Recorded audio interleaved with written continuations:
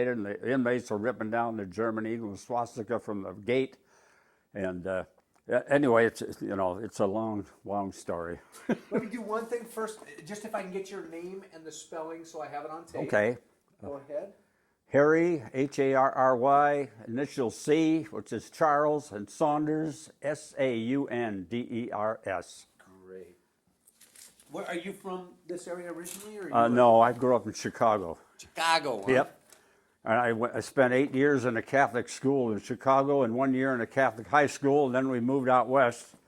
It was my father's life ambition to get out of Chicago. When he was a young man, he was a cement contractor, and he built sidewalks in some little towns in Idaho. And when we came out, and he was a Chicago policeman for 23 years, and he retired. He bought a house trailer. We had an old 32 Franklin with air-cooled engine. When we were young, he's had 3 or 4 of these old Franklins, and we used to go to gas stations when we traveled a lot when we were kids going on vacation. And we always wanted the gas station attendant to put water in that Franklin. Well, there was no radiator, and those guys were, and so that was a big joke for us. Yeah, so anyway, we had a 32 Franklin. It had an aluminum body. It had spare tires covered in the fenders, and had a luggage rack on the back. It was blue and black, and it was all aluminum body. It was an air-cooled car, and it was a wonderful automobile. So he bought a house trailer, rebuilt it to sleep the family, and so we took off from Chicago in July 6th or 7th of 1937, and we came out west, and we traveled 7,500 miles that summer. Went to Yellowstone Park and went down through Spokane and all the way down to Southern California, and visited all his relatives along the way. And then it was time for me to go back to school, and he had a brother living in Renton, Washington. So we came back. He had lost his wife, and he had the big house, so we stayed there for a year. And then we moved into Seattle, bought a house in Seattle, and I finished high school in Seattle. And then when I graduated, there was 4 kids, and I was the baby. And my dad never had enough money to send us to college, but in fact, when I graduated from high school, I had 2 offers for a job with Seattle First National Bank and also with the Federal Reserve Bank of San Francisco, the Seattle branch. And I thought, well, the government job with the Federal Reserve might be the best. But, they only paid about $75 a month. And I had to get up about 4 o'clock in the morning and pick up the mail downtown Seattle, take it out to there, and I run the mail room and the messenger service all over Boeing's Plant 2. And then I got into the accounts payable department. Well, then the Army got me. We had my notice to report to the Army. So I was in the Army for 3 years. And when I got out, Boeing's was hiring back all the veterans when they laid off thousands of people. But they hired back all the veterans. And I thought, well, I might have a good future here. I worked my way up. I went to night school and took bookkeeping and accounting. And so I had a pretty good job there. But my wife, unfortunately, had asthma and hay fever and allergies, and she suffered all her life with asthma, and she'd be in an oxygen tent in the hospital for 3-4 times a year, and the doctor said her pulse was weak. He scared me. He said, you got to get her out of this climate. So it just so happened that her mother, her brother, and her dad had bought into a laundry and dry cleaning business in Omak, Washington, in eastern Washington. So we went over there, and I worked for them. I drove a laundry wagon, and I worked inside there, and but then that was after the war, see. And then anyway, I was working for Boeing's when I got my 10 days notice. I was drafted, and we decided to get married before I went in, and of course, October 9th, 1942, we got married. And then shortly after that, I had to go back, because I had my 10 days notice to report to the Army. I went to Fort Lewis, Washington, and then I was sent all the way back to the Camp Polk, Louisiana for basic training. I was on a troop train for 5 days and nights. I practically cried myself to sleep every night. I'd never been away from home, and I was madly in love, and I had to leave my wife, and never knew if I'd ever get home again, And so anyway, when I was when I got through with my basic training, they sent me to Fort Knox, Kentucky, near Louisville, Kentucky, to make me a radio operator, and I had to learn the International Morse Code. So I had to go to school for 14 weeks, and my wife, parents, thanks to her parents, came all the way down to Louisville, and we had a little apartment, and I'd ride in with the cadre, or the people who run the school, in the morning, and I'd go to school, and then I'd hitchhike back to Louisville, and that was really our honeymoon, because we didn't have much time with that 10 days. I think, I don't know if I mentioned, we borrowed her father's 37 Chev two-door sedan, and we drove around the Olympic Peninsula, and it just so happened we stayed one night in Port Angeles, Washington, and made the tour around the Olympic Peninsula, and then back to Seattle. And then I was sent to the Army and all that. So then, anyway, we. So that was your first honeymoon, was a little drive in the 50s. That's right. And Chev around. And her father's car. We didn't have anything. We didn't have any money, but we'd scrape up enough nickels and dimes to go downtown Seattle to a movie, and then another thing, we took up roller skating when I was in high school. I had a boyfriend across the road, and we went skating 7 days a week, twice on Sunday, and I met my wife at the skating rink, and of course, I fell for her, and she couldn't get rid of me, so we finally got married. Anyway. How old were you when you got married, the two of you? I was 20 years old, and my wife was 18, I think. And so then I went to war, and then here last October 9th of 2002, we had our 60-year wedding anniversary. So we've been together a long time. Wow. And anyway, I spent 3 years in the service, and I was drafted and sent back to Louisiana. And after I went to radio school, I learned the International Morse code. I could send and receive messages on code about 20 words a minute. And we used it in maneuvers in Texas and Louisiana. And then in combat, we never used it once. We just used voice radio. And in fact, we were working with the P-51s and the P-47 planes. And good weather days, they were shooting the devil out of everything as we went down the road, spearheading into Germany. But of course, I first got into combat at the Battle of the Bulge in December of 1944. In January of 1945, we spent 2 years in the States, and we were sent over to England and spent 3 months in Chippenham, England, not too far from London. I had a pass to London, which was quite an experience. And of course, we were sent over. When the Battle of the Bulge started, we were destined to go down to southern France, and we were in Patton's Third Army.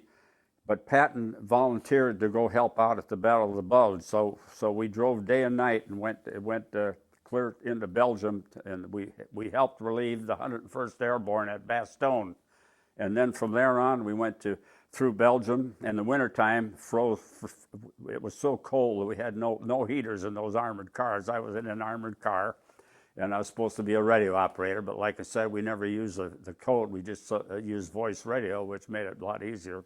And so anyway, let's see, after the Battle of the Bulge, we spearheaded through Belgium, Luxembourg, clear across Germany, and into Austria. And so the war ended on May 8th. On May 5th of 1945, we liberated the concentration camp called Mauthausen. It was a death camp. They killed over 100,000 people there, and the torture it was a quarry. It was started by Himmler in 1938, and all the political prisoners and all the people that didn't get along with the government were sent there. And then, of course, in the war, they turned it into a concentration camp, and they murdered over 100,000 people there. And it just so happened that we were on patrol duty out of Linz, Austria, and we had been staying at Katzdorf in Austria, and we were out on patrol, and I was in reconnaissance. I should say that I was in the 11th Armored Division in Patton's Third Army, and in 41st Cavalry Reconnaissance Squadron Mechanized, and I was in Troop D and the 1st Platoon. And our 1st Platoon, well, in combat, we were in reconnaissance, and we had to take turns with taking the lead, and we were out a half an hour ahead of the main force, and if we ran into resistance, we were supposed to if they didn't give us any trouble, we just keep going. But if we got any trouble, we'd backtrack, and the armored infantry and the tanks would come up and wipe the place off the map. And And of course, we had the P-47, P-51 airplanes shooting stuff. And I recall going into through towns where were on fire, and you couldn't even see where you were going, and there was dead horses laying in the ditch with blood squirting out of them, and all the people running up in the hills waving white flags, and so we just kept on going. But more than once we were shelled with German 88 millimeter guns from the edge of town, and the bullets or the rounds would whistle over our head, and they would explode in front of our armored cars. One day we left the armored car and ran like hell because we thought we were going to be murdered right there. And so we had all those experiences, and the German young Germans, they were retreating, and the young Germans would hide in the bushes with bazookas, and an armored car only had 9/10 of an inch armor plate on the turret, and an armor-piercing bullet would go right through that. So if they hit an armored car with a bazooka, it would kill we had 2 first lieutenants killed in a 3-week period, and a few of our men were killed that were up in the turret, and so that was pretty bad. And then I have to tell the story about I won the Silver Star on April 1st, 1945. We came into a little German village called, it's spelled, I can't pronounce it, but it was Neuses is the name of the little town in Germany. And we came in on a side road, and I was a gunner for our staff sergeant Koziak, who was a man from Chicago, and the gunner, and he jumped out of the turret and left me there alone. He said later that he went up to head to direct the platoon, and I always I suspicioned that he was chicken and left me there alone. Anyway, down the road behind us came 5 enemy half tracks. 2 of them had 40 millimeter guns, and the others had 30 millimeter guns. And anyway, they were loaded with young Germans, or we call them Krauts. They were retreating, and we got ahead of them. So anyway, they came up the road behind me, and so I spun the turret around, and I was scared and excited. I figured it's either me or them, and I'm shooting to save my life.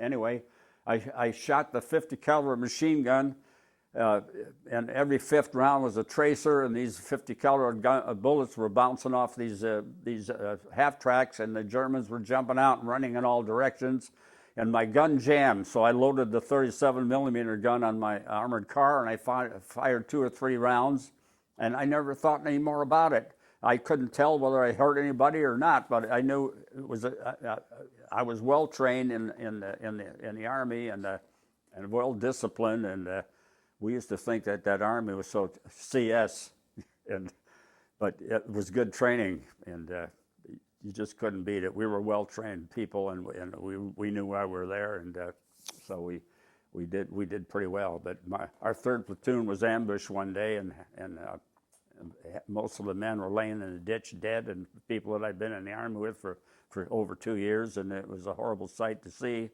And but anyway, we wound up in. I probably repeat myself. We were out of Linz, Austria, in Katzdorf, where we were stationed for a while. We went out on a tour.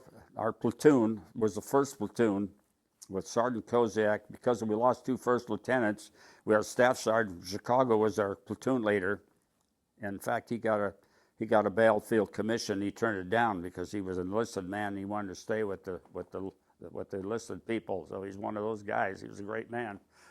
And of course, he died young, and I never got to see him again after the war. But I got acquainted with his wife in Chicago, and we exchanged Christmas cards and letters occasionally. And so let's see. Now when we were on a patrol along the Danube River, and we stopped because there was trees across the road, and it was a roadblock, and we thought it would be defended, but there was nobody there.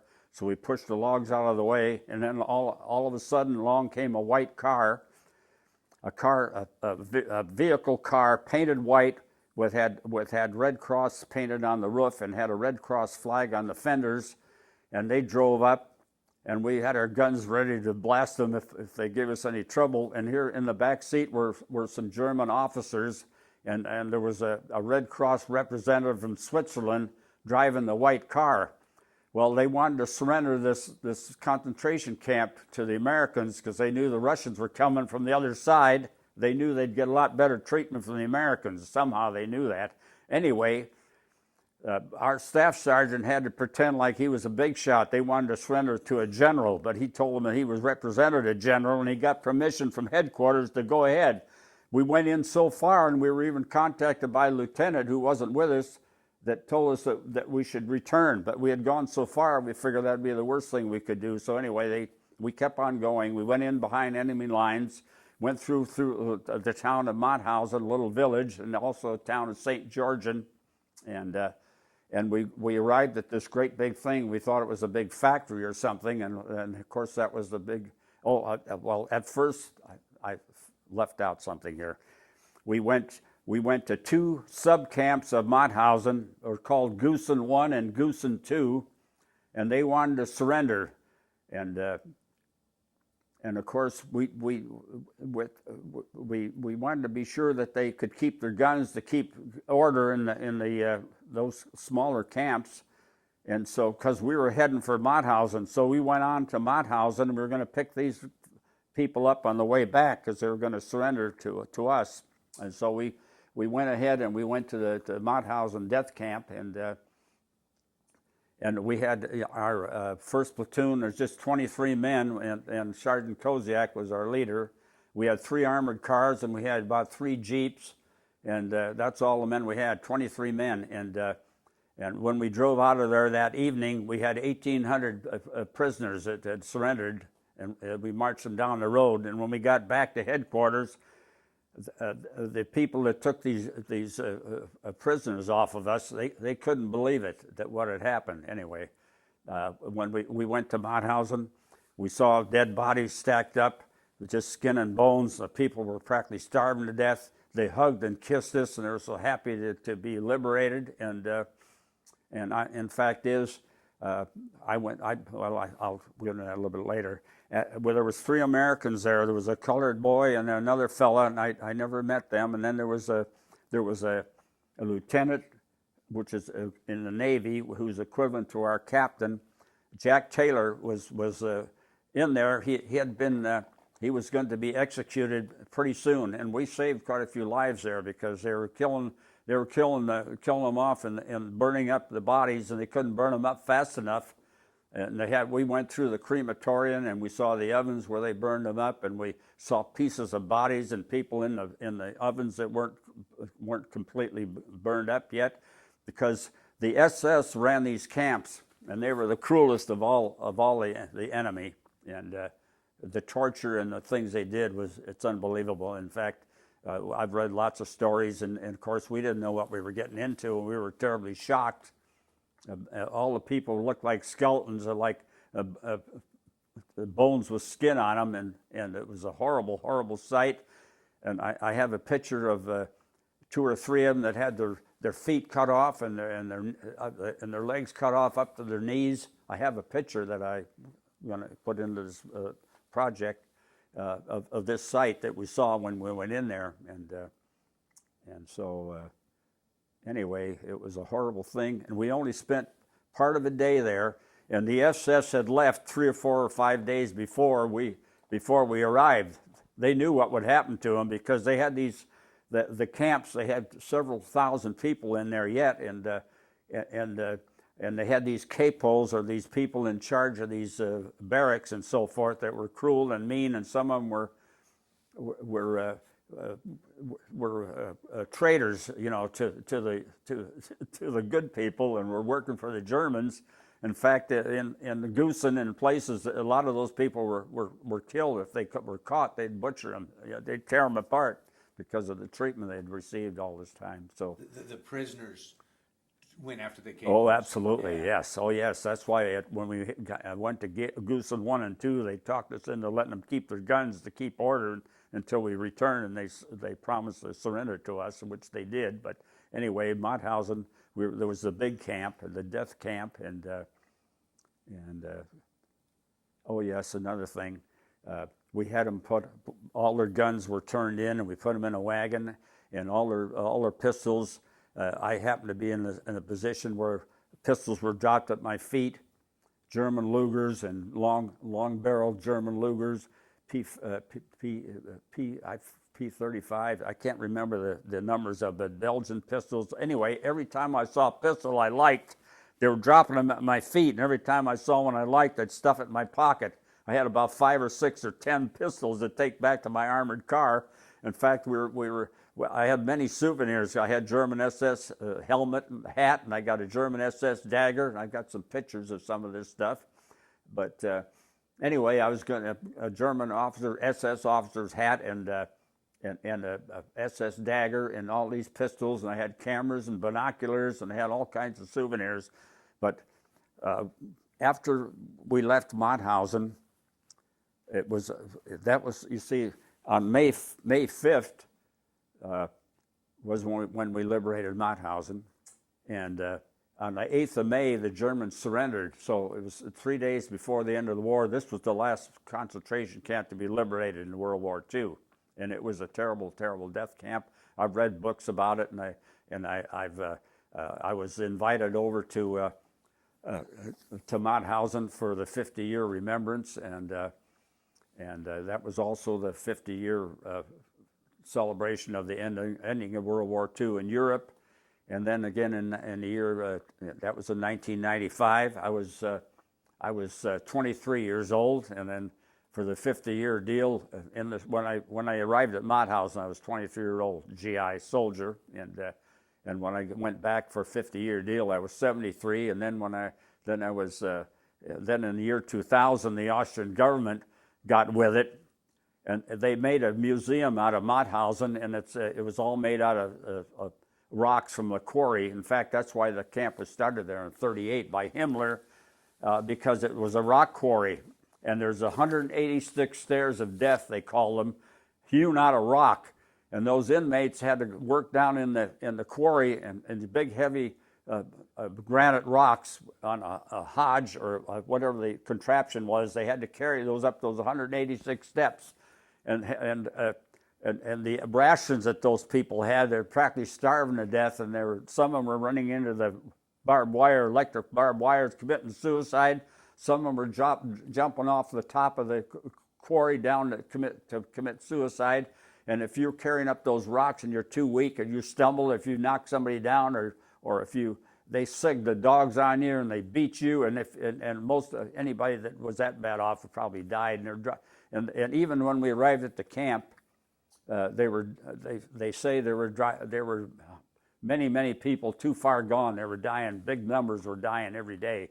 And of course, after we left Mauthausen and got back to headquarters, then they sent a colonel and they sent army hospitals, and they sent food, and they wanted to repatriate and try to save as many as they could. And of course, I personally was only there for that one day, the day of liberation, and I happen to have that one picture, and of in Mauthausen, and when I went over to Austria for the 50-year deal in 1995, we were invited over there by survivors that live in Paris, France, and a man called Pierre Schumoff has written a book, and he's quite prominent. He was at Mauthausen, one of the survivors, and my picture of Mauthausen, of the inmates ripping down the eagle and swastika from the gate, he was on the outside. I took this picture from my armored car on the inside of the gate, and you could see the white car that we followed in there in my picture, and you can see the men up on top ripping down the eagle and swastika, and here he was outside on a rope with a few other men pulling the thing down. It took 50 years to get these two pictures together, because he happened to have this picture and I had my picture. We had a meeting in the hotel in Linz, Austria, Ramada Inn, I think it was. It was a beautiful place. When my wife and I, by the way, my wife went with me, and of course we were separated. And another thing that I might mention, that I got picked on for KP and digging garbage pits and stuff, because I was madly in love, and I I was staying home in the barracks or wherever I could. We're writing love letters back and forth to each other, just newlyweds and just crazy about each other. And this sad war, of course, I never knew if I'd ever get home again. But anyway. Do you remember if you wrote your wife about what you saw? Or It was all, it was, what do you call it? It was censored? Censored, yes. Everything was censored. So you couldn't say much, you know. But so when you liberated this camp, did you write home to try to tell, or was it something that you? I think that was pretty much hush hush. But anyway, at one time I sent her some things home, you know. And when we were in combat, we would take the lead, take turns, and then in the evening we would find a German house on a farm or in a town. We would chase all the people out of that house and send them over to their neighbors, and we'd take the place over. We'd use their beds, we'd use their food. If they had any liquor, we'd find that. And I had some souvenirs that I found, some coins and some emblems and some German swastikas and some medals and different things, just small things, and I sent them home to my wife. And that happened to be the only souvenirs that we still have, because another part of my story, I was pulling guard duty. In fact, when I got out of radio school in Fort Knox, Kentucky, I was made a T5, a corporal, and then when I got into combat, and just about the time I won the Silver Star, I got the 3 stripes. I was a sergeant, what they call a T4, a technical sergeant, because I was supposed to be a radio operator. So anyway. We were pulling guard duty, and I was driving a Jeep. We call them Peeps, and when I was in the service, P-E-E-P instead of Jeeps. Anyway, everybody knows what a Jeep is. So I was driving back to get our relief, pulling guard duty on a bridge to keep these inmates from running around all over the country. We tried to help them and keep them all together, and so and also to stop. And the Russians, of course, came. We finally met the Russians, and they were really wild. They took over German vehicles, and they're chasing women, and they're raising hell, drinking vodka, and they're making noise and raising hell all night long. They were wild. And I always thought I'd hate like heck to have to fight the Russians, because boy, they were tough and they were in damn good shape, you know. And of course, we couldn't speak the language. All they said was Stalin and Roosevelt, Stalin and Roosevelt. That's all we knew. But anyway, they were kind of interesting. But anyway, in fact, later on, the Russians took over Mauthausen because it was in their territory when they started dividing up the places. But anyway, when I get back to the guard duty, and I went in a Jeep to get our relief, and it was dark at night, and I can't remember whether I was a blackout yet or whether the headlights were off or where they were on. Anyway, I hit a chuck hole in the road. I lost control of the Jeep, and I flew through a fence, and I was thrown out, and the Jeep was laying on me. Part of the Jeep was laying on me, and of course there were some Russians in the area, and a Russian officer gave me a morphine syringe because I was in terrible pain, and my shoulder was dislocated for 10 hours before I got back to a doctor that put my shoulder back in place. And then they thought I was going to be okay, but I went back to 2 or 3 hospitals. I wound up in Paris, France at the 2nd General Hospital. They took x-rays and my shoulder was broken. It was cracked. So I had to be, they put me in a cast from my waist to my neck with this arm up against my chest. And for 6 weeks in a cast for this shoulder to heal up. So then by that time the war was over in Europe, and the whole time we were in combat, we worried about beating the Germans and have to go fight Japan. But anyway, thank God that never happened. Thanks for the A-bombs. It saved an awful lot of men. But anyway, when my shoulder got healed up, they flew me back to the United States in Army planes, and we landed in New York, and then they hitchhike rides all the way across the country back to Fort Lewis. I was in the Madigan General Hospital at Fort Lewis, and then I got a 3-day pass right away. My wife was with her parents and her aunt and uncle in Ellensburg to the rodeo, and I took a bus after I got out of Madigan Hospital. They let me go, and I had to go back, of course, to be discharged and to be checked out. So I went to Ellensburg and met my wife, and of course that was a happy time. And there's another story I left out. When we got out of Camp Polk, Louisiana, and out of the Texas-Louisiana maneuvers, we went to Camp Barkley, Texas, and my wife again came all the way down to Camp Barkley, Texas, Abilene, Texas, to be with me whenever I could get off, and we only stayed there 3 weeks. And well, anyway, while she was there in a hotel room in Abilene, Texas, my only one and only child, my son, was conceived. And I happen to be 81 years old now, and my son is 57 years old. That he's our only kid, and we think the world of him. And he lives in Sequim, Washington, and we're in Port Angeles. But anyway. So was he born while you were overseas then? That's right. And the thing is, I was still in the States when he was born on June 16th of 1944, I think it was his birthday. Anyway, I got a 10-day furlough to go home to be with my wife. And of course, she went through all this with her mother, and I was gone, and I got home, and heck, it was my first airplane ride in my life, and I think I was more excited about the airplane ride. It was about her having a baby. She throws that up at me occasionally because, anyway, my son was born, and it was quite a deal. In the 10 days, and I had to go back to the Army. And of course, after we were in Camp Barkley, Texas, then we went to Desert Training Center near Needles, California, and that was living in tents in that desert training deal. We went on long road marches there, and we were in Needles, California.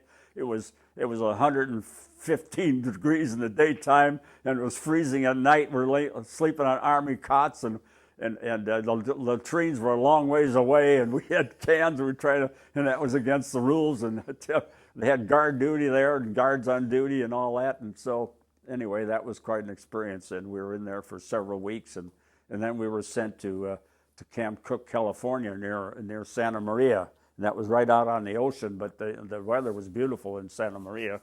And again, my wife left our son with her mother and dad, and she came down to Camp Cook, California, to be with me. And she stayed with a bunch of soldiers and officers' wives in a motel hotel in Santa Maria, California. And whenever I could get to town, I would go to town. Another thing. The Army, they had real strict discipline, and we were well trained, and we thought it was, I call it, you can't say it, CS if you know what that means, chicken shit. See. But anyway, I had problems because I had a big mouth, and I to stay at attention, you don't talk, and so I'd got caught a few times. And anyway, when I was home in the barracks writing love letters to my wife, they needed somebody for KP or to get a garbage pit. I was there, so I was chosen. So anyway, I didn't mind that at all. And a lot of the men, a lot of the older men were out. I think they were out chasing women. That's what I thought. But I didn't occur. That never occurred to me at all. And of course, I was a religious Catholic boy, and I had good morals. And in those days, we didn't have a lot of money, and we were tickled to death to scrape up enough money to go down to town to a movie or go roller skating. We had our shoe skates, and we dressed all up. I'd buy my wife a double or triple gardenia every week, and we'd go roller skating instead of dancing. Well, that was my excuse for not being a good dancer. I thought I always said I had 2 left feet, but I was pretty darn good on those roller skates. And we had our own shoe skates, and we learned all the waltzes and all the different steps that you learn. And anyway, that was in my younger days. That was an awful lot of fun. But anyway, what did I guess a couple of questions. Sure. When you came to Mount Hausen, what did it look like? Was it in a city, or was it out of a town? And then what did it physically? It was up on a hill, out of a town. But the country there is very beautiful. Germany and Austria are both beautiful countries. You know, there's mountains and hills and nice villages. In fact, they looked very prosperous. Those people. They had nice motorcycles. They had nice cars. Those Mercedes Benz, those great big beautiful cars that those Germans ran around in. In fact, the German officers in their leather jackets and their beautiful clothes and all their equipment, they looked good, and they were tough. And the fact is that after the Battle of the Bulge, we had them on the run, and so, thank goodness for that. And I'm awful glad I got in toward the tail end, because if I'd have been there at D-Day, that was a slaughter. And I think in a lot of those earlier armored divisions, I'm pretty sure I wouldn't be here. So, but anyway, I survived. And of course, I got that shoulder injury and everything, and I got out of the Army. But I lost all my souvenirs. After I turned over that Jeep that night, I never saw anybody again. And I've been to some 11th Armored Division reunions. We had one in Portland, Oregon. That's the first one I went to. We had one in San Diego, California. I went to that one, and I went back to Louisville, Kentucky, to one. And that's the home of the armored divisions, and we have a plaque there, and in recognition. That was quite a place. There's a Patton Museum back there that was out of this world, and of course we saw the tanks and all the stuff on display there, and that was a wonderful reunion back in Fort Knox. And we went on sightseeing tour. We went to where they make whiskey, and we went to the Home Sweet Home. We went to everything there was there to see, and enjoyed it a lot. But anyway, at one point you had said that the camp looked like a factory. Is that when you came on? I mean, did you have the faintest idea? We had no idea what we were getting into. We were so surprised and so shocked. And then I always said that after you got to Mauthausen, you knew why you were there, what you were fighting for, really, and so forth. But I'll tell you, the Germans had good equipment. They were darn good, and they had tanks. They had good officers. Everything was good, and thanks to the Air Force, more than anything, destroyed their supply lines, and we had the upper hand toward the end. And when, even though we drove down the road facing the enemy every day in those armored cars and had hardly any protection, and we lost some two first lieutenants plus some other men in these armored cars getting hit by Germans hiding in the bushes with bazookas. Another thing, we carried all the ammunition on our armored car. The engine was in the back, and we had cans. We had all the ammunition we could possibly carry, because we learned that if we made a lot of racket coming, we might scare them out. And so we did. We wasted a lot of ammunition making noise and shooting at nothing, just to hope to scare them out of these places. And so, but most towns gave up, and the people were. I can remember yet all the people running up in the hills waving white flags, and then we drove right through a town and keep on going. And we went a lot of miles on a short time. And of course we had some problems too along the way. But, is that the type of vehicle you were in? And this is actually... No, this is a half-track. That's a half-track. Yeah, and I was in an armored car. I have some pictures in there that probably, they show my crew, my gunner, and my driver. And after I got the Silver Star, I got my own armored car. So I guess it was kind of a promotion. I got my 3 stripes, and then I got an armored car on my own. I was the car commander. I had a gunner, and who was a replacement that probably came in at California, maybe, I think, in Camp Cook. But I was at Camp Polk from the very beginning of the 11th Armored Division. And this is a half track, and this I think is supposed to be the guy that followed this, that drove that white vehicle. I think that's the guy. And this is another outfit that they said that they had been to Mauthausen the same day that we were there, but we didn't see them, And so anybody that claims they were in there on the first day, there was only 23 men in Sergeant Koziak, our first platoon of Troop D, that were there that first day. And even in I have two history books put out by a Turner Publishing Company back east. A history of the 11th Armored Division, where all the men could send in a picture and a story of their Army experiences. And so I bought those. I sent them. I sent that to the publishing company. My picture of Mauthausen, the only picture that I know of that was taken the first day. But they had the Signal Corps there, and they sent some guys back to Mauthausen on the 6th or 7th of May, and they took this picture, and that's on display at the Holocaust Museum. So I've written to the Holocaust Museum, and I've sent them some pictures, and I've 2 or 3 times I've contacted them, and they said my pictures and my story and my information is in the archives, but they had this picture blown up, and it's on display, and maybe certain times of the year they might bring my picture out for people to see, but if you're going to go there to study, it would be there if you wanted to look into the history. Yeah, in the archives. So that's the best I could do. What do you say? Because there's people still today that say, in fact, I ran into a gentleman a week ago that said, never happened. Oh, it's so ridiculous.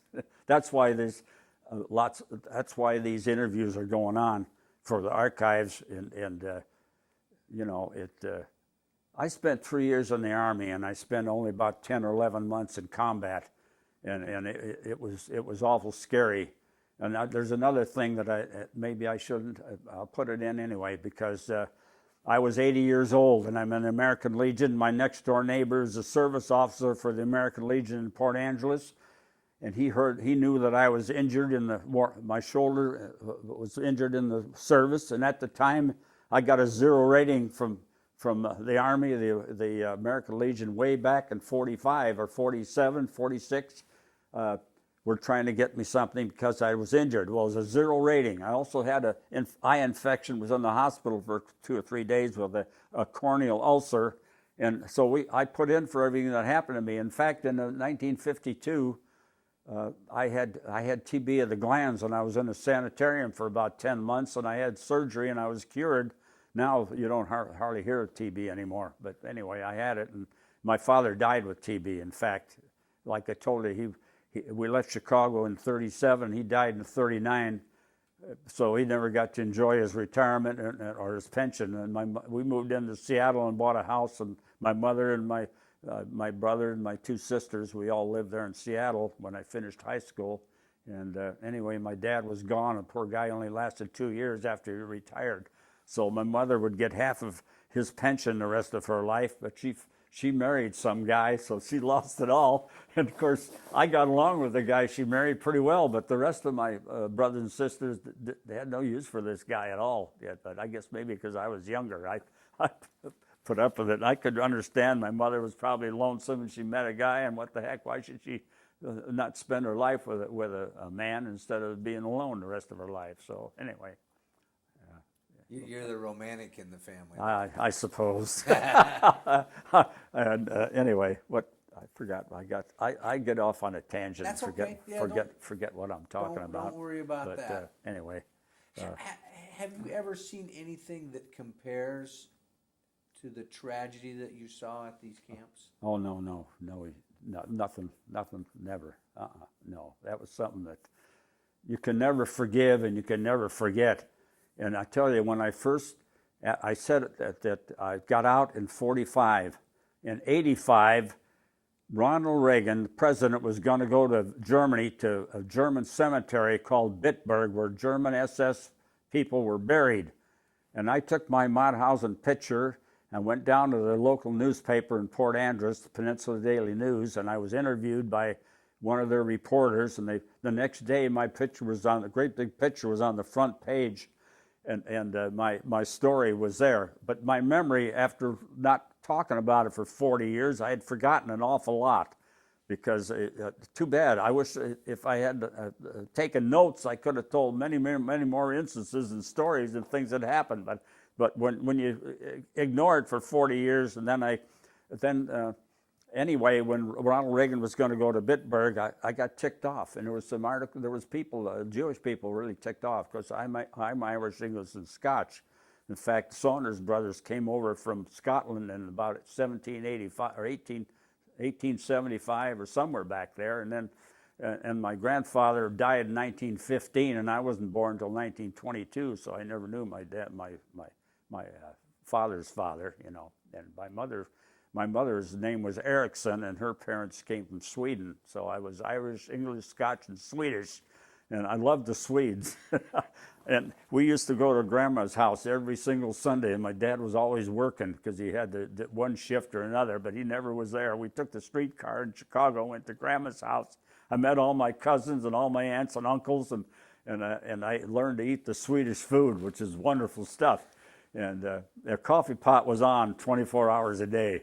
And so the Swedes are just okay in my book, yeah. But anyway, let's see, what else are we gonna? So some of that, when you had the article in the paper, you said that you were upset, the Jewish people were upset? Oh yes, there was in fact, the article I have copies of all these things with me, and that's something else that he might want to copy. In fact is, I had something here I was gonna, just for a souvenir, I had a few of these pins. I lost that's our outfit, and oh, here it is. Anyway, Thunderbolt. okay, this is what I was telling you about. I was interviewed by this reporter, and there's my Mauthausen picture, and there was they at the time. I was still working. See, I took up automotive accounting, and I worked for car dealers as office manager practically my whole lifetime, and I was kicked around. I started in OMAC, worked for Chevrolet people. I worked for Ford Mercury people. Jobs ran out in OMAC, so I came back to Mount Vernon for 8 years, and then I came to Port Andrews. Just every time something happened, a dealership would change, or else the boss's son would come in and get rid of all the older guys. I came over here to Port Andrews when I was 53 years old, and I got into a Bill Koenig Chevrolet old Subaru, and then I was there for about 5 or 6 years, and then I had a chance to move to Riddell's, who's a very prominent dealer in Port Andrews. They have Pontiac, Buick, Cadillac, GMC trucks, and they used to sell a Mazda, little Japanese car. And I retired in '87, and I bought a brand new car from Mac Riddell, who died unexpectedly in his early 50s here about a year ago. Anyway, I have an '86 323 Mazda 4-door. When I bought the car, I got everything you could possibly get on that car. I got the luxury model, I got the front Bezier, and I got the sunroof, and I got the best radio. And anyway, I'm still driving that car. I had a guilty conscience buying a Japanese car, but it's been a wonderful little car, and I'm still driving. It's good enough for me. I'm tempted to buy a new car, but I'm not going to do it, I don't think. Anyway, this article came out, and I had that slogan on there, something you can't forgive, and then over here I have, when you've been through what I went through and saw what I've seen and the horrors of the concentration camps, it's something you can never forget as long as you live. And then this story started out here, a celebration by prisoners freed from a Nazi concentration camp is etched into Harry Saunder's brain. It's a memory the Port Andrews man will carry to his grave. And then, of course, with my memory, I said some things in here that I found out later were not quite true, because the smell, the death smell that was in the camp, and the bodies stacked up that were just, you could hardly recognize them. And you know, after the war, they made the townspeople come and watch the soccer field there at Mauthausen. They dug the big tractors, bulldozers dug big ditches, and they buried all these dead people, and they made the townspeople come and watch them and help them. You know, you've seen that on TV too. Now, how anybody can say this stuff never happened? It's so ridiculous. It's just unbelievable. You know. And that was why they had the townspeople come, right? Oh, absolutely. Because people were saying, "Oh, they didn't know it. They didn't know it. Baloney. They were all with it. They collaborated with Germany, and Germany took over Austria, and they went right along with it. Now they're ashamed of that, and they made a museum out of Mauthausen. They've changed their tune, and they're sorry for what happened, and truly sorry, and they finally come around, you know, and just lately. Anyway, I had this picture, and then the first time I was called back, I went down to the newspaper, and I got my Mauthausen picture here, and I had a picture of then when I was younger, and a picture at the time, and and the rest of the story was on the back here. So I had a story here, and then I had another story, and then the second time I went back, I sent him a picture of my crew in my armored car. See, that's what an armored car looks like. Oh, there we go. Okay. Yeah, we took the fenders off, and we had chains hanging on the front, and we had there's a 37 millimeter gun, and the 50 caliber machine gun is up there, and this is my gunner, and this is my driver, and this is me. And when the war ended, or right near when the war ended. Anyway, this guy here, he's from Haleyville, Alabama, and he stayed in the Army and went to Korea, and he came out a warrant officer, I believe, and he was the president of the 11th Armored Division Association 1 year. He owns an AM/FM radio station in Haleyville, Alabama, and now he's turned it over to his family. He's a semi-retired, and his wife had emphysema for years, and I never got to see him because the reunions he used to go to younger, before I ever joined back after '85. In the prior years, he was active in the 11th Armored Association. Anyway, we've written to each other a few times, and I have an article that this lieutenant from the Navy that we liberated. He was a real hero in the Navy. He was with the OSS, and he's what you call an early SEAL. He went in behind enemy lines, and he did all kinds of things. He was a water man. He knew boats, and he knew everything, and he was captured and sent to Mauthausen, of course, and we liberated him. And then the Navy, his OSS or his SEALs, they have a magazine that they put out. They got my name somewhere, and they wrote me a letter, and they wanted all the information that I had about Mauthausen because I was one of the liberators.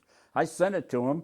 In the meantime, my gunner here wrote an article, and he sent that to him. So in the latest book of the Blast, I have some picture of me in there, and I have I have another picture in there, and then he wrote this article, and that's pretty current. So, the longer you're at this, the more things that happen. Now this is my crew, and then the rest of the story is on the back. A horrible picture of me, but anyway, this was hanging in my hallway. I've got some war pictures, and I've got this thing I brought in. All your medals. Yes, and then. November 21st of last year,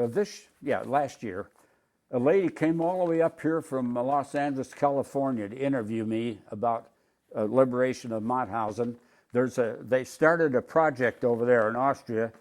It's a documentation project, and this is all going to go into the archives at Mauthausen Museum there. And anyway, she worked for Steven Spielberg as an interviewer, and she was hired by the Austrian government to, they're going to interview 800 survivors of Mauthausen that come from about 25 countries, and they also wanted to interview the liberators. So she got my name somewhere. I got a letter from some guy in California, in the California chapter of 11th Armored Division.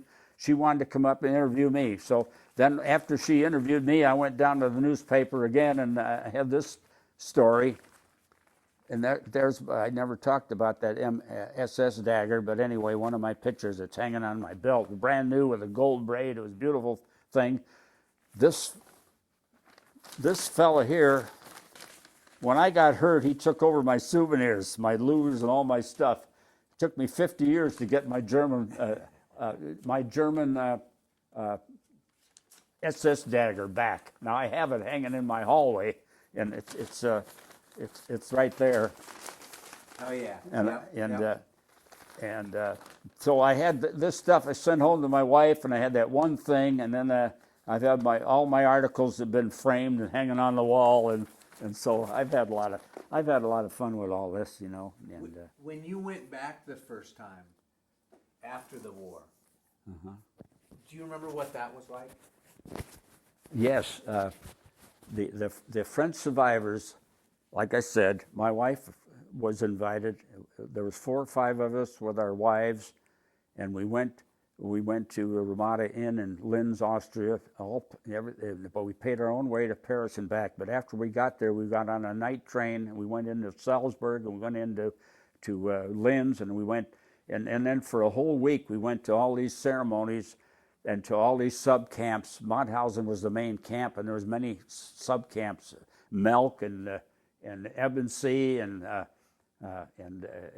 Goosen 1 and Goosen 2, and they were all death camps, and they were all quarries, and they had guys working in caves making airplane parts and stuff like that.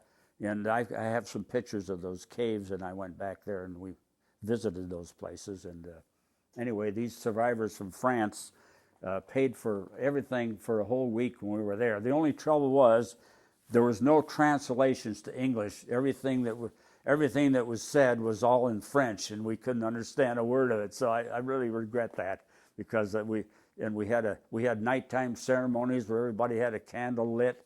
This is a remembrance of what happened there, you know. And when we got on the train to go to Mauthausen or to Linz, all these survivors were there and all their families, and boy, they treated us royally, because it wasn't for you, we wouldn't be here. And I've corresponded with especially Pierre Schumauf in Paris. I've been over there twice with him. I made a speech at Mauthausen in front of the French place there, and then I met several other people there, and I correspond with a guy that wound up, he's from Poland, he was in Mauthausen. He didn't want to go back to Poland because it was under Russian control. He went to Halifax, England, and he sent me a real nice long letter telling me about his experiences at Mauthausen. I don't have that copy with me, I wish I did. I sent that. The gal that came to visit me and interview me on November 21st, she came with her husband all the way from Los Angeles, and they stayed at a bed and breakfast here in Port Angeles. She came over in the morning. She spent 3 hours with me, and she did like you. She recorded everything. And then after she left, I decided I'd go down and tell the newspaper all about this documentation project that the Austrian government was putting on, and they wanted to interview liberators and 800 survivors. And anyway, we went to all these sub camps besides Mauthausen, and we met a lot of all these families and all these people there. They treated us real well. And then, of course, I've been corresponding with Pierre Schumauf. I've been corresponding with Mr. Blin, Andre Blin, who lives in Saint Cyr, France, and then this other guy from Halifax, England. I correspond with Mrs. Albert Koziak, because she's still in Chicago. And Albert Koziak, our staff sergeant, that was our leader. He had a big family, and they're great people. And then anyway, that first Mauthausen trip was something that you could never forget, because we visited all these places again. I got pictures. I got a picture of the cement table where they took these bodies and they knocked their teeth, the gold out of their teeth, and they cut their hair off. I don't know what they did with their hair. I never found that out. But I've read stories where the doctors experimented on these inmates, did all kinds of crazy things with them, and they skinned them. Or they had tattoos. They made lampshades out of their tattoos, and all this terrible stuff, that went on there. It's unbelievable what they did there in those camps and how they tortured these poor people. Well, they killed 6 million Jews from all these different countries, And when so, you went back, did the camp still have a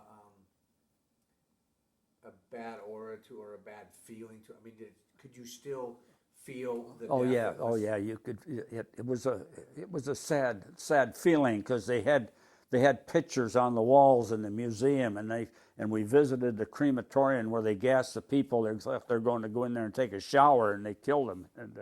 And then the table where the big cement table that had where the blood could run out, I guess they had to have edging around there, was lower than the table, and it was cement, and that's where they knocked out their gold teeth and took whatever they had, and so that was horrible to see. And then of course we were in the crematorium where there were still parts of bodies laying there, and then of course there was people, dead bodies stacked up to the roof around these barracks that they couldn't burn them up fast enough, because Mauthausen was the last camp to be liberated. When these other when the Allies were getting close to these other camps, they would march these guys out of there and send them to the next camp. And so there was people coming toward Mauthausen from all over. And then, of course, when they knew the Americans were getting close, then all the SS, they fled, you know. Anyway, this Navy lieutenant, he went back to Mauthausen and gathered up all kinds of papers and information, and he was at the Nuremberg trials.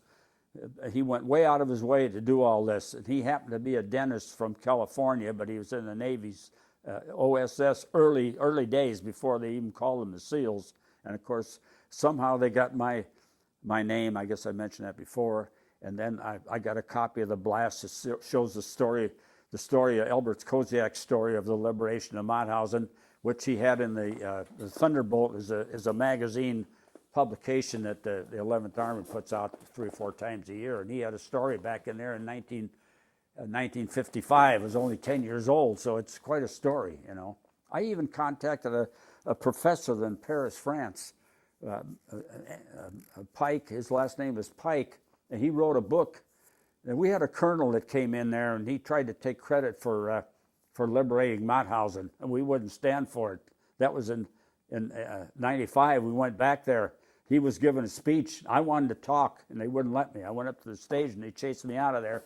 And we all hollered, "You weren't there! You weren't there!" And we had reporters over there in Austria with TV cameras, and I had I had my famous picture with me, and I showed that picture to people, and we hollered, "You weren't there!" We interrupted him, you know, and then people were mad at us, I guess. But this colonel was trying to take credit for liberating Mauthausen. He was sent there.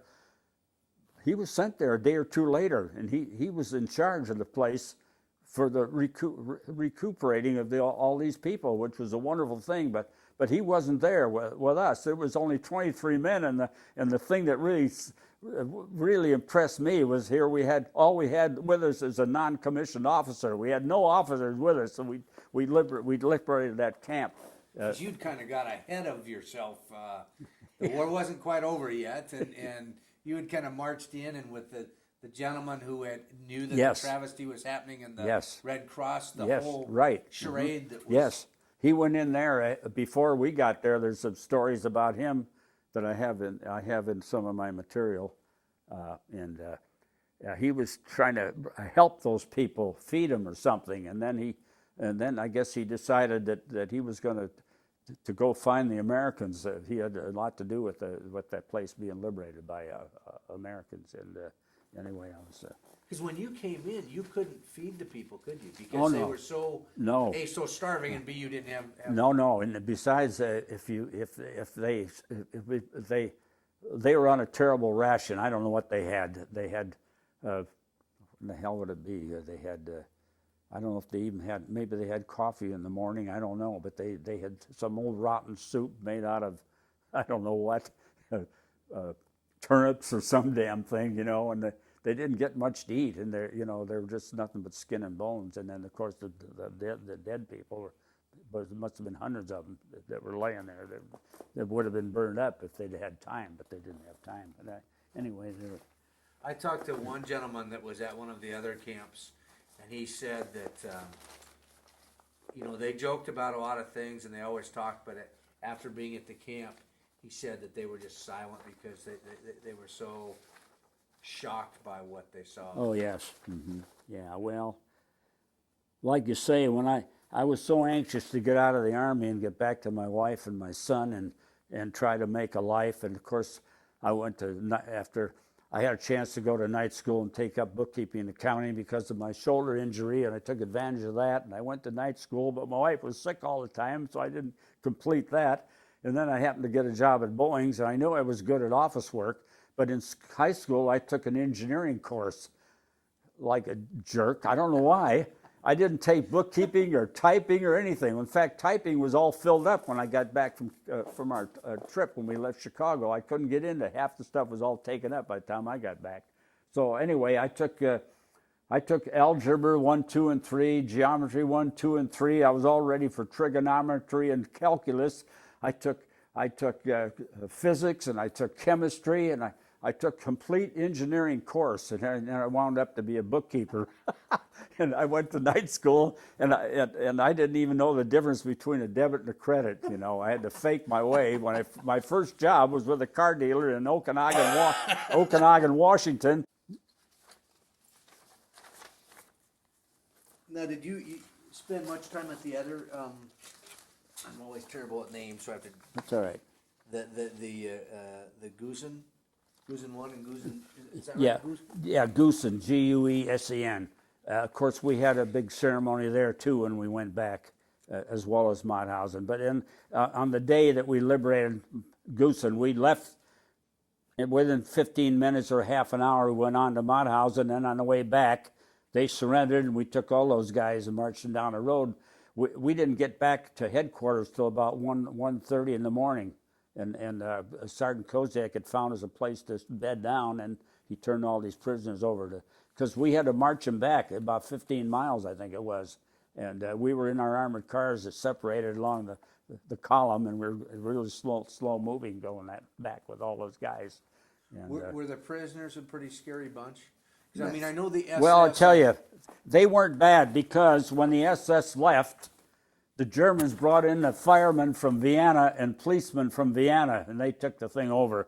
So the bad guys weren't there. Now, I'll swear that there was SS officers in that white car when we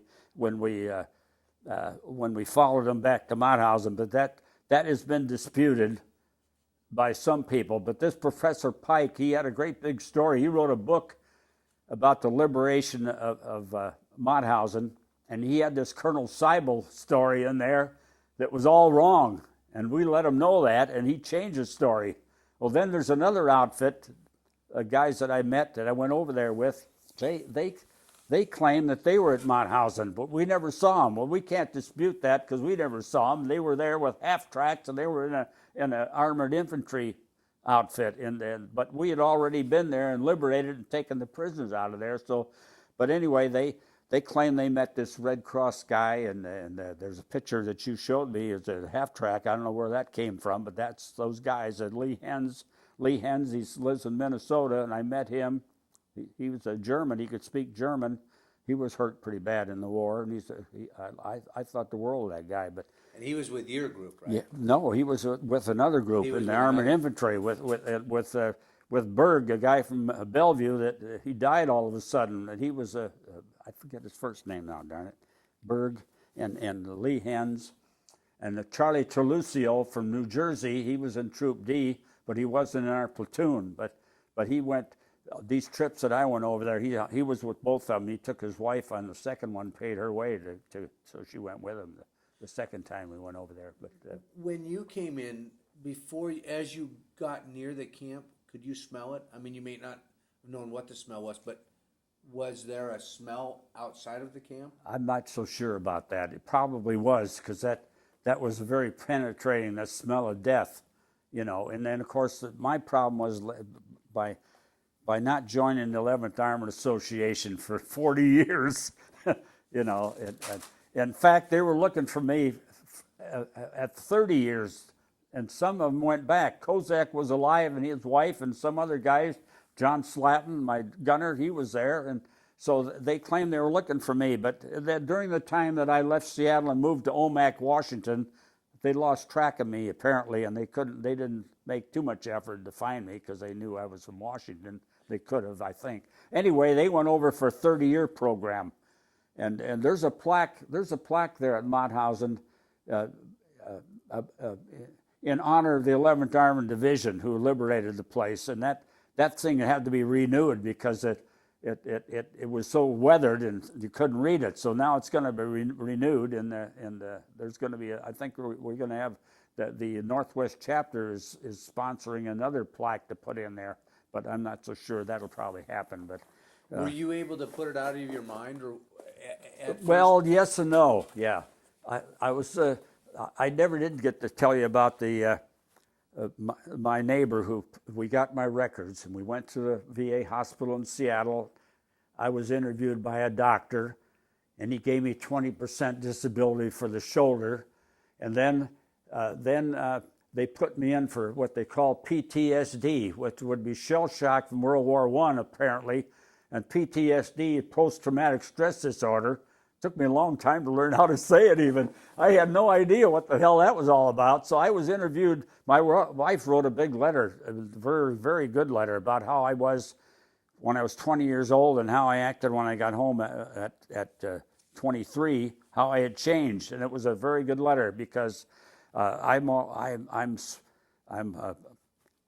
opinionated, and I got a big mouth, and I say what I think, and I've gotten trouble through the years, maybe on some of my jobs because maybe I didn't get along, maybe I swore a little bit and they didn't like it, and I always got along with the boss, but the boss's wife came into business, and that ruined my job more than once and then another guy, his son was in the Army and stationed in Hawaii, and he had a big wedding. They're very well off. And he came in, and the boss and the sales manager and I got along wonderfully. And I was there 8 years, and then this punk comes in. He's an officer, captain from Hawaii. Probably never shot a gun in his life, or maybe he had that in basic training.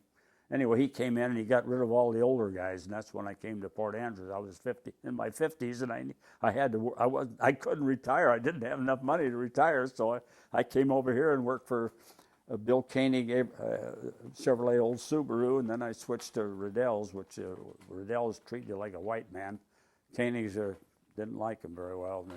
So you think big turnover in people there. You and your wife, because your wife saw you before at 20, yes, at 23. Oh yes, and she saw. We were high school sweethearts and went roller skating for a couple of years or more, and we had no idea of getting married until I got my 10 days notice. I was drafted and had to go away, and of course a lot of people waited, but that's why I've been married over 60 years, because I married before I went in the Army, which I'm very glad of that. Yeah.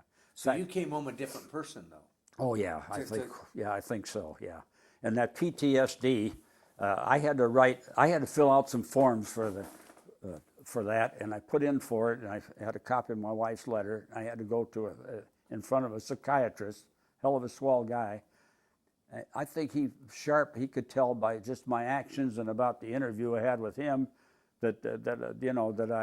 and also the experiences I had in the service, praying to stay alive one day to the next, dodging bullets, and then of course I had a pretty good story, and all that stuff happened to me in the Army, and of course I forgot half of it, but anyway they put me in for PTSD and the shoulder injury, and I had 30 for PTSD and 20 for the shoulder, and then they cut it back with some formula they use.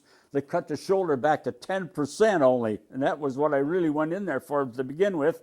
That PTSD, I didn't know what the hell that was, but anyway, that was better than anything else. So we put in again, because this shoulder, this muscle went out, and my doctor that I've been going to, I take Coumadin, the blood thinner, the rest of my life, and I go once a month, and they take blood out, and then they tell me what the number is, and whether it increases up and down all the time. It never stays the same. So anyway, the muscle went out of this hand, and I got terrible arthritis in this ankle. Well, I had a weak shoulder and a weak arm all my life because from that injury, and I tried to. You really can't pin a arthritis in the ankle on a shoulder injury, but this here, my doctor said that could have resulted from that shoulder injury, because in order to prove it, you'd have to take a whole bunch of nerve tests and a whole bunch of crap. Anyway, we put in again, and then my eye doctor here is an ophthalmologist, a damn good one. He already gave me a cataract operation in one eye, and I got to have the other one done whenever I want to. And anyway, he wrote a letter that I need cataracts and he said that won't do you any good. But we had 2 letters from the doctor, and my regular doctor I've been going to for years wrote me a real good letter about this thing here, and so we put in for more, because this Joe, my neighbor.